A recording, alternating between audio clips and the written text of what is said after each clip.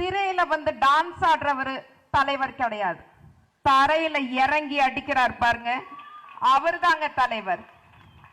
எவ செத்தா எனக்கு என்ன அப்படின்னு படையப்பால வர ரம்யா கிருஷ்ணன் மேடம் மாதிரி ஆபீஸ் ரூம்ல உட்கார்ந்துட்டு லாஜிக்கே இல்லாம ஸ்லோ மோஷன்ல பேசுறவர் தலைவர் கிடையாது.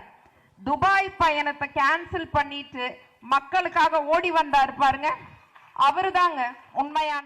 இந்த சந்திரமுகி படத்தில் தேவையில்லாத பாம்பு மாதிரி வந்த தலைவர்கிட்ட அந்த மாதிரி அக்கா எப்போல்லாம் தளபதி விஜய் வந்து திமுகவை இறங்கி அடிக்கிறாரோ அப்போல்லாம் வந்து தலையை கட்டிட்டு ஒரு டைலாகை பேசிட்டு போயிருக்காங்க. தமிழ்நாட்டில் எவ்வளோ பிரச்சனை நடந்திருக்கு. அக்கா வந்து களத்தில் இறங்கி வேலை செய்யலை, சரி உதவியாக பண்ணாமல் தான் அதுவும் பண்ண மாட்டாங்க. எப்போல்லாம் தளபதி விஜய் திமுகவை வெளுத்து வாங்காரோ அப்போல்லாம் லைட்டாக தலையை கட்டிட்டு டைலாக்லாம் பேசிட்டு அப்படி போயிருக்காங்க.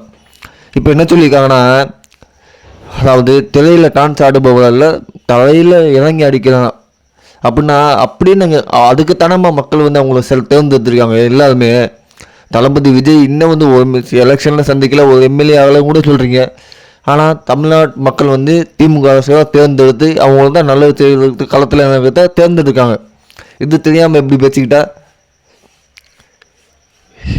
தெரியாமல் அடுக்குமுறையில் பேச்சு கைத்தட்டு வாங்கி சீட்டு வாங்க நடப்பா. உங்களுக்கு துப்புரவு பணியாளர் தூய்மை பணியாளரில் அடித்து போலீஸ் ஸ்டேஷன் வரை கொண்டு போனீங்க. அப்போ என்ன அப்போ எங்கே போனாங்க? அவங்க எவ்வளோ பிரச்சனை நடந்திருக்கு, அதுக்கெல்லாம் நீங்கள் குரல் கொடுக்க மாட்டீங்க. துப்புரவு பணியாளர் போலீஸை பிடிச்சி அடித்தாங்களே, அப்போல்லாம் நீங்கள் எங்கே போனீங்க? வீட்டுக்குள்ள தூங்கி இருந்தீங்களா? கோபமாக இருந்தீங்களா? அப்போல்லாம் எடுத்து குரல் கொடுத்துக்கலாமே.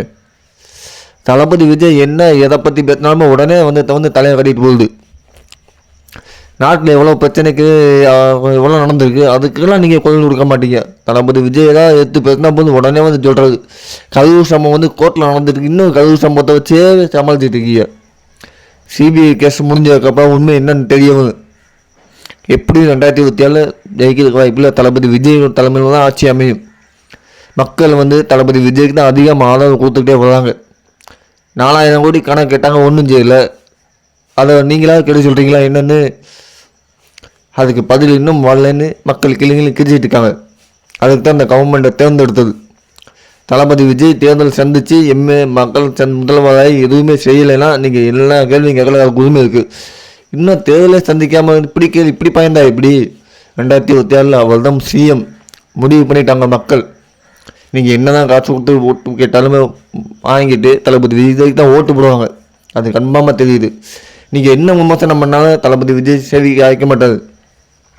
கண்டிப்பாக 2027 தமிழக வெற்றிக்கழகம் தான் ஆட்சி அமைக்கும். தளபதி விஜய் தான் சிஎம். அது நடக்கும். நீங்கள் வேணால் பாருங்கள், இதே மாதிரி வீடியோ போட்டு நினச்சிருங்க நான் தெரியாமல் பேசிட்டேன்னு நீங்கள் வீடியோ போடுவீங்க, அது நடக்கும். நன்றி, வணக்கம். பிடிச்சிருந்தா சப்ஸ்கிரைப் பண்ணுங்கள், லைக் பண்ணுங்கள்.